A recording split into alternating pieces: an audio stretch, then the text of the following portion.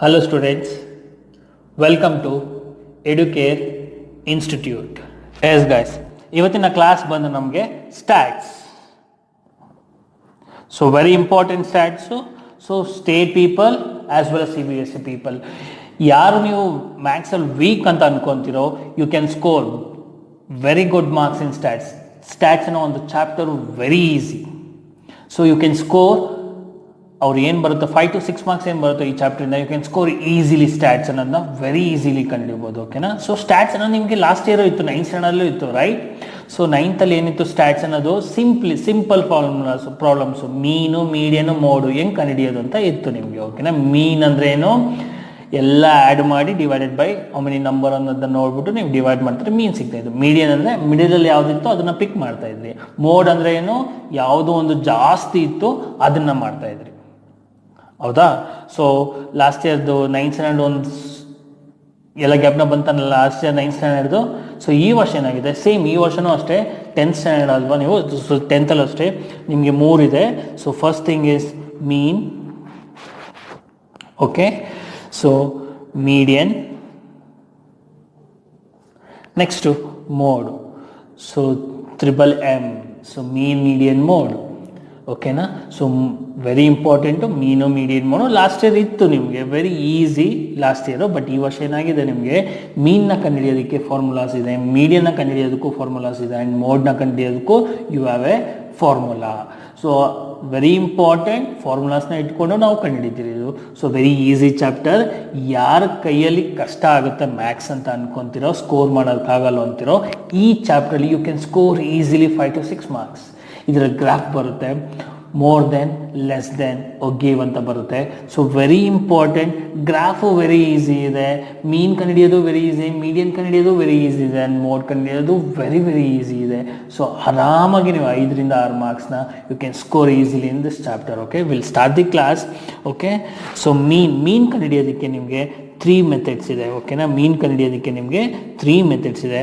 First ಮೆಥಡ್ನ ನಾವು direct method ಅಂತ ಕೂಗ್ತೀರಿ. Okay, second ಮೆಥಡ್ನ ನಾವು ಅಸ್ಯೂಮ್ಡ್ ಮೀನ್ ಅಂತನೋ ಮೆಥಡ್ ಅಂತಲೂ ಕನ್ಸಿಡರ್ ಮಾಡ್ತೀರಿ. ಅಸ್ಯೂಮ್ ಮೆಥಡ್ ಅಂತಲೂ ಕನ್ಸಿಡರ್ ಮಾಡ್ತೀರಿ.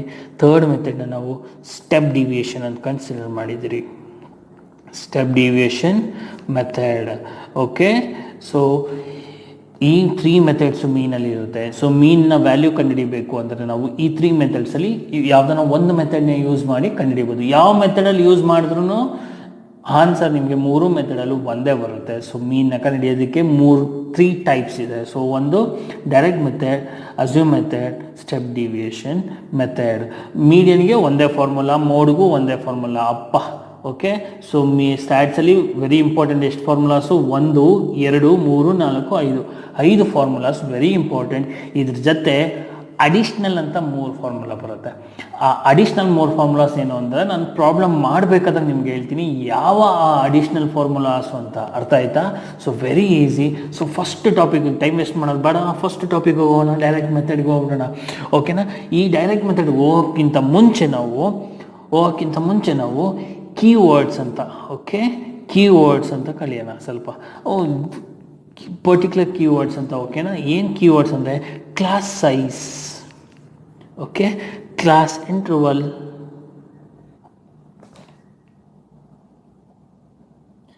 Class size, class interval, next frequency. Class size ಅಂದರೆ ಏನು, ಕ್ಲಾಸ್ ಇಂಟರ್ವಲ್ ಅಂದರೆ ಏನು, ಕ್ಲಾಸು. So very important. ಈ ಚಾಪ್ಟ್ರಲ್ಲಿ ಈ class size, class interval, frequency ಬರ್ತಾನೇ ಇರುತ್ತೆ. ಓಕೆನಾ? ಈ ಫ್ರೀಕ್ವೆನ್ಸಿ ಅನ್ನೋದಕ್ಕೇನು ಜಾಸ್ತಿ ತಲೆ ಕೆಡ್ಸ್ಕೊಳೋಂಥದ್ದು ಬೇಕಾಗಿಲ್ಲ. ಯಾಕೆಂದರೆ ಅವ್ರಿಗೆ ಕೊಟ್ಟಿರ್ತಾರೆ ಫ್ರೀಕ್ವೆನ್ಸಿ ಅನ್ನೋದು, ಅವ್ರಿಗೆ ಕೊಟ್ಟಿರ್ತಾರೆ. ಇಲ್ಲ ಒಂದೊಂದು ಸತಿ ನೀವೇ ಕಂಡುಹಿಡಿಬೇಕಾಗುತ್ತೆ ಫ್ರೀಕ್ವೆನ್ಸಿ ಅನ್ನೋದು, ಅವ್ರಿಗೆ ಕೊಟ್ಟಿರ್ತಾರೆ, ಇಲ್ಲಾಂದರೆ ನೀವೇ ಕಂಡುಹಿಡಿಬೇಕಾಗುತ್ತೆ. ಆದರೆ ಕ್ಲಾಸ್ ಸೈಜು ಮತ್ತು ಕ್ಲಾಸ್ ಇಂಟರ್ವಲ್ ಇದೆಯಲ್ಲ, ಅಪ್ಪ, ಇದು very important. Class size and class interval. ಓಕೆನಾ? ಕ್ಲಾಸ್ ಇಂಟರ್ವಲ್ ಅಂದರೆ ಗೊತ್ತಲ್ವ ನೀವು, ಫಿಲಮ್ ಟಾಕೀಸಲ್ಲಿ ಒಂದು ಅರ್ಧ ಶೋ ಆಗಿದ ತಕ್ಷಣ ಇಂಟರ್ವಲ್ ಬಿಡ್ತಾರೆ. ಅಂದರೆ ಒಂದು ಪಾರ್ಟ್ ಆಗಿದ ತಕ್ಷಣ ಇಂಟರ್ವಲ್, ಇನ್ನೊಂದು ಪಾರ್ಟ್ ಇನ್ನೊಂದು ಇಂಟರ್ವಲ್ ಅಲ್ವಾ? ಸೊ ಆ ಥರ ಇಂಟರ್ವಲ್ಸ್. ಓಕೆನಾ? ಅದು ಏನು, ಕ್ಲಾಸ್ ಸೈಜ್ ಅಂದರೆ ಏನು? ಈ ಕ್ಲಾಸ್ ಸೈಜ್ ಇದೆಯಲ್ಲ, ಇದಕ್ಕೊಂದು ಸಿಂಬಲ್ ಇದೆ, ಆ ಸಿಂಬಲೇ H ಅಂತ. ಕ್ಲಾಸ್ ಸೈಜ್ ಸಿಂಬಲ್ ಏನೋ H ಅಂತ. ಅದೇನು ಅಂತ ಕ್ಲಾಸು ಅಂತ ತಗೊಳ್ಳೋಣ. ಓಕೆನಾ? ಕ್ವಿಕ್ ಆಗಿ ಹೋಗ್ಬಿಡೋಣ. ಸೊ ಪ್ರಾಬ್ಲಮ್ಗೆ ಹೋಗೋಣ. So stats very important. ಎಲ್ಲಿ ಯೂಸ್ ಮಾಡ್ತಾರೆ ಸ್ಟ್ಯಾಟ್ಸ್ನ? ಡೈಲಿ ಲೈಫಲ್ಲಿ ಯೂಸ್ ಮಾಡ್ತಾರೆ ಸ್ಟ್ಯಾಟ್ಸ್ನ. ಸರ್ ಏನಕ್ಕೆ ಸ್ಟ್ಯಾಟ್ಸ್ ಯೂಸ್ ಮಾಡ್ತಾರೆ? ಎಲ್ಲ ಕಡೆ ವೆರಿ ಇಂಪಾರ್ಟೆಂಟ್ ಸ್ಟ್ಯಾಟ್ಸು. ನಿಮ್ಮ ಒಂದು ಮೆಡಿಕಲ್ ಇದರಲ್ಲಿ ವೆರಿ ಇಂಪಾರ್ಟೆಂಟು, ಇಂಜಿನಿಯರಿಂಗ್ಸಲ್ಲಿ very important, day to day ಲೈಫಲ್ಲಿ ನಿಮ್ಮ ಸ್ಕೂಲಲ್ಲಿ ಯೂಸ್ ಮಾಡ್ತಾರೆ ಸ್ಟ್ಯಾಟ್ಸ್ನ. ಓಕೆನಾ? ಸ್ಟ್ಯಾಟ್ಸ್ ಅಂದರೆ ಈ ವರ್ಷ ಎಷ್ಟು ಪರ್ಸೆಂಟೇಜ್ ಪಾಸ್ ಆಗಿದ್ದಾರೆ, ನೆಕ್ಸ್ಟ್ ಇಯರ್ ಎಷ್ಟು ಪರ್ಸೆಂಟೇಜ್ ಪಾಸ್ ಆಗ್ತಾರೆ, ಅದು ನೆಕ್ಸ್ಟ್ ಇಯರ್ ಎಷ್ಟು ಪರ್ಸೆಂಟ್, ಸೊ ಗ್ರೋತ್ ಆಗ್ತಿದೆಯೋ ಇಲ್ವೋ, ಸೊ ಬ್ಯಾಂಕಲ್ಲಿ ಎಲ್ಲ ಕಡೆ ಯೂಸ್ ಮಾಡ್ತಾರೆ stats. So very very very important stats ಅನ್ನೋದು. ಓಕೆನಾ? ಕಲೀಲೇಬೇಕು, ಎಲ್ಲರೂ ಕಲೀಲೇಬೇಕು. ಓಕೆನಾ? ಸೊ ಡೈರೆಕ್ಟ್ ಹೋಗೋಣ. So direct method, first method ಹೋಗೋಣ ನಾವು. So direct method. ಓಕೆನಾ? So direct method, the formula is for direct method is this is a symbol of ಮೀನ್. ಇದನ್ನ ಏನಂತ ಹೋಗ್ತೀವಿ ನಾವು? This is a symbol of ಮೀನ್. ಓಕೆನಾ? ಇದನ್ನ ಎಂತ ಸಿಂಬಲ್ ಆಫ್ ಮೀನ್, ಒಂದು ಎಕ್ಸ್ ಅಂತ ಹಾಕ್ಬಿಟ್ಟು ಅದ್ರ ಮೇಲೆ bar X symbol of mean. Mean is equal to sigma F I into X I by sigma F I. Sigma F I into X I by sigma F I. ಓಕೆನಾ? ಇದು formula. So very important. Mean is equal to sigma F I into X I by sigma F I. Sir ಕಷ್ಟ ಆಗುತ್ತೆ ನಮ್ಗೆ ಹೇಳಕ್ಕೆ, ಹಿಂಗೂ ಬರೀಬೋದು, sigma F into X by sigma F. ಎರಡೂ ಒಂದೇ, ಏನೂ ಚೇಂಜ್ ಇಲ್ಲ. ಐ ಅನ್ನೋದು ಒಂದಿರುತ್ತೆ, ಇಲ್ಲ ಐ ಅನ್ನೋದಿಲ್ಲ, ಎರಡೂ ಒಂದೇ. ಓಕೆನಾ? So sigma F into X by sigma F, ಅಷ್ಟೇ, ಸಿಂಪಲ್, ಮುಗ್ದೋಗುತ್ತೆ. ಓಕೆನಾ? ಇಲ್ಲಿ ಹೊಸ ವರ್ಡ್ ನೋಡಿದ್ರೆ ನೀವು ಸಿಗ್ಮಾ ಅಂತ ಕಾಣಿಸಿದೆ. ಇದು ಸಿಗ್ಮಾ ಅನ್ನೋದು ಏನಿದು? ಸಿಗ್ಮಾ ಏನು? ಇದ್ರ ಕೆಲಸ ಏನು? ಏನು ಇದು ಸಿಗ್ಮಾ ಏನು ಕೆಲಸ ಮಾಡುತ್ತೆ? ಇವನೇನು ಕೆಲಸ ನಿಮ್ಗೆ ಗೊತ್ತು. ಓಕೆನಾ? ಸೊ ಆ್ಯಡ್, ಪ್ಲಸ್ ಅಂದರೆ ನಿಮ್ಗೆ ಗೊತ್ತು. ಪ್ಲಸ್ ಅಂದರೆ ಏನೋ ಆ್ಯಡ್ ಮಾಡಬೇಕು ಅಂತ, ಮೈನಸ್ ಅಂದರೆ ಏನೋ ಸಬ್ಟ್ರಾಕ್ಟ್ ಮಾಡಬೇಕು ಅಂತ, ಇಂಟು ಅಂತ ನೋಡಿದ ತಕ್ಷಣ ನಿಮಗೆ ಮಲ್ಟಿಪ್ಲೈ ಮಾಡಬೇಕಂತ ಗೊತ್ತು. ಸೊ ಪರ್ಟಿಕ್ಯುಲರ್ ಸಿಂಬಲ್ಸ್ ನೋಡಿದ ತಕ್ಷಣ. ಹಂಗೆ ಈ ಸಿಗ್ಮಾಗೂ ಒಂದು ಕೆಲಸ ಇದೆ. ಸಿಗ್ಮಾ ಕೆಲಸ ಏನು ಅಂದರೆ, ಇವನ ಕೆಲಸನೂ ಅಷ್ಟೇ, ಸಮ್ ಆ್ಯಡ್ ಮಾಡೋವಂಥದ್ದು. ಯಾರು ತೋರಿಸ್ತಿದ್ದಾನೋ ಅವ್ರನ್ನ ಆ್ಯಡ್ ಮಾಡಬೇಕು. ಪ್ರಾಬ್ಲಮ್ ಹೋಗ್ತಾ ನಿಮ್ಗೆ ಗೊತ್ತಾಗುತ್ತೆ ಹೆಂಗೆ ಆ್ಯಡ್ ಮಾಡೋದು ಅಂತ. ಅರ್ಥ ಆಯ್ತಾ? ಸೊ ಸಿಗ್ಮಾ ಕೆಲಸ ಏನು? What is is work? Add ಮಾಡೋವಂಥದ್ದು. ಅಂದರೆ ಅವ್ನು ಯಾರ ಜೊತೆ ಇರ್ತಾನೋ ಅವ್ರನ್ನ ಆ್ಯಡ್ ಮಾಡಿ ಅಂತ ಹೇಳೋವಂಥದ್ದು. ಓಕೆನಾ? ಸೊ ಕ್ವಿಕ್ ಪ್ರಾಬ್ಲಮ್ ಹೋಗಿದ ತಕ್ಷಣ ಗೊತ್ತಾಗ್ಬಿಡುತ್ತೆ ನಿಮಗೆ ಅವ್ನ ಕೆಲಸ ಏನು ಅಂತ. ಓಕೆನಾ? ಸೊ ಹೋಗೋಣ ನಾವು ಕ್ಲಾಸ್ಗೆ. Yes, first problem. So class interval done and the frequency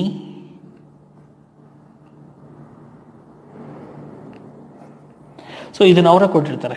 ಓಕೆನಾ? ಕ್ಲಾಸ್ ಇಂಟರ್ವಲ್ ಫ್ರೀಕ್ವೆನ್ಸಿಗೆ ಅವರೇ ಕೊಟ್ಟಿರ್ತಾರೆ. So 0 to 8, okay. So okay, 8 to 16, 16 to 24, 24 to 32, 32 to 40 ಅವರೇ ಕೊಟ್ಟಿರ್ತಾರೆ ಕ್ಲಾಸ್ ಇಂಟರ್ವಲ್ಲು. ಫ್ರೀಕ್ವೆನ್ಸೀಸು ಅಷ್ಟೇ ಅವರೇ ಕೊಟ್ಟಿರ್ತಾರೆ. 6, 7, 10, 8, 9. ಆಮೇಲೆ ಒಂದು ಕ್ವಶನ್ ಕೊಡ್ತಾರೆ, ಫೈಂಡ್ ಮೀನ್. ಕಂಡುಹಿಡಿಯೋಣ, ಕ್ಲಾಸ್ಗೆ ಹೋಗೋಣ. ಎಸ್, ಸಿ ಎಫ್ ಮತ್ತು ಎಕ್ಸ್ ಇದೆ. ಈ ಎಫ್ ಐ ಅಂದರೆ ಯಾರು? ಇಲ್ಲಿ ಅವರೇ ಕೊಟ್ಟಿರ್ತಾರೆ, ಎಫ್ ಐನ ಅವರೇ ಕೊಟ್ಟಿರ್ತಾರೆ. ಫ್ರೀಕ್ವೆನ್ಸಿ ಕಾಣಿಸಿದ್ಯಾ? F I. Yes, F I ಸಿಕ್ಬಿಟ್ಟ ನನಗೆ. ಅವರು ಕೊಟ್ಟಿರ್ತಾರೆ ಎಫ್ ಐನ.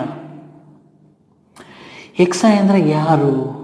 You need to calculate, you need to find the X I. ನೀವು ಕಂಡುಹಿಡಿಬೇಕು ಎಕ್ಸ್ ಐನ. ಈ ಎಕ್ಸ್ ಐನ ಕಂಡುಹಿಡಿಯೋದಕ್ಕೆ you have a formula called X I is equals to upper limit plus lower limit whole divided by 2. ನಿಮ್ಗೆ ಆವಾಗ ಹೇಳಿದೆ ನಾನು, ಈ ಚಾಪ್ಟರ್ ನಿಮಗೆ 8 ಫಾರ್ಮುಲಾಸ್ ಇದೆ. ಸೊ 5 ಫಾರ್ಮುಲಾಸ್ ನಿಮಗೆ 1, 2, 3, 4, 5 ಸಿಕ್ತು. ಇನ್ನು 3 ಫಾರ್ಮುಲಾಸ್ ನಿಮಗೆ ಆಗಾಗ ಬರುತ್ತೆ ಅನ್ನಲ್ಲ. ಸೊ ಅದರಲ್ಲಿ ಒಂದು ಫಾರ್ಮುಲಾ ಇದು, X I is equals to U L upper limit plus lower limit by 2. ಯಾರು ಇವರು upper limit? Where is this upper limit? Where is this lower limit? ಕ್ವಶನ್ಗೆ ಬನ್ನಿ. ಸಿ, ಈ ಕಡೆ ಇರೋವಂಥದ್ದನ್ನು ನಾವು ಅಪ್ಪರ್ ಲಿಮಿಟ್ ಅಂತ ಕೂಗ್ತೀರಿ, ಇದನ್ನು ನಾವು ಲೋವರ್ ಲಿಮಿಟ್ಸ್ ಅಂತ ಕನ್ಸಿಡರ್ ಮಾಡ್ತೀರಿ. ಕಾಣಿಸ್ತಿದೆಯಾ? ಇವು ನಮಗೇನಿದೆಯೋ ಇದು ಲೋವರ್ ಲಿಮಿಟ್ಸು, ಇಲ್ಲಿ ಈ ಕಡೆ ಏನಿದೆಯೋ ಇದು ನಮಗೆ upper limits. So very important, ಇಲ್ಲೇ ಇದೆ ಅಪ್ಪರ್ ಲಿಮಿಟ್ ಅಂದರೆ ಏನು, ಲೋವರ್ ಲಿಮಿಟು. ಆಮೇಲೆ ಕೀವರ್ಡ್ಸ್ ಎಲ್ಲಿದೆ, ಗ್ಯಾಪ್ನ ಇದೆ ನಿಮಗೆ ಕೀವರ್ಡ್ಸ್ನ. ಕ್ಲಾಸ್ ಇಂಟರ್ವಲ್, ಇವರೇ ಕ್ಲಾಸ್ ಇಂಟರ್ವಲ್ಸ್. ಇವನೊಬ್ಬ ಇಂಟರ್ವಲ್, ಇದೊಂದು ಇಂಟರ್ವಲ್, ಇದೊಂದು ಇಂಟರ್ವಲ್, ಇದೊಂದು ಇಂಟರ್ವಲ್ ಆ್ಯಂಡ್ ಇದೊಂದು ಇಂಟರ್ವಲ್. ಸೊ ಕ್ಲಾಸ್ ಇಂಟರ್ವಲ್ಸ್ ಅಂದರೆ ಗೊತ್ತಾಯ್ತಲ್ಲ ನಿಮಗೆ, ಇದನ್ನು ನಾವು ಇಂಟರ್ವಲ್ಸ್ ಅಂತ ಕೂಗ್ತೀರಿ. ಇವೇ ಕ್ಲಾಸ್ ಇಂಟರ್ವಲ್ಸ್. ಇಲ್ಲಿ ಕ್ಲಾಸ್ ಸೈಜ್ ಅಂತಿದೆಯಲ್ಲ, ಒಂದೊಂದು ಜಾಗದಲ್ಲಿ ಎಷ್ಟು ಜನ ಕುತ್ಕೊಬೋದು. ಸೊ ಫಾರ್ ಎಕ್ಸಾಂಪಲ್ ಇದರಲ್ಲಿ ನೋಡಿ, ಈ ಇಂಟರ್ವಲಲ್ಲಿ ಎಷ್ಟು ಜನ ಕುತ್ಕೊಬೋದು, 8 ಮೆಂಬರ್ಸ್. ಇಲ್ಲೆಷ್ಟು ಜನ ಕುತ್ಕೊಬೋದು, 8 ಮೆಂಬರ್ಸ್. ಇಲ್ಲೆಷ್ಟು ಜನ ಕುತ್ಕೊಬೋದು, 8 ಮೆಂಬರ್ಸ್. ಇಲ್ಲೆಷ್ಟು ಜನ, 8 ಮೆಂಬರ್ಸ್. ಇಲ್ಲೆಷ್ಟು ಜನ, 8 ಮೆಂಬರ್ಸ್. ಸೊ ಎಷ್ಟು ಜನ ಇರುತ್ತೆ, what is a gap, what is a gap between this two, ಇದನ್ನು ನಾವು ಕ್ಲಾಸ್ ಸೈಜ್ ಅಂತ ಕನ್ಸಿಡರ್ ಮಾಡ್ತೀರಿ.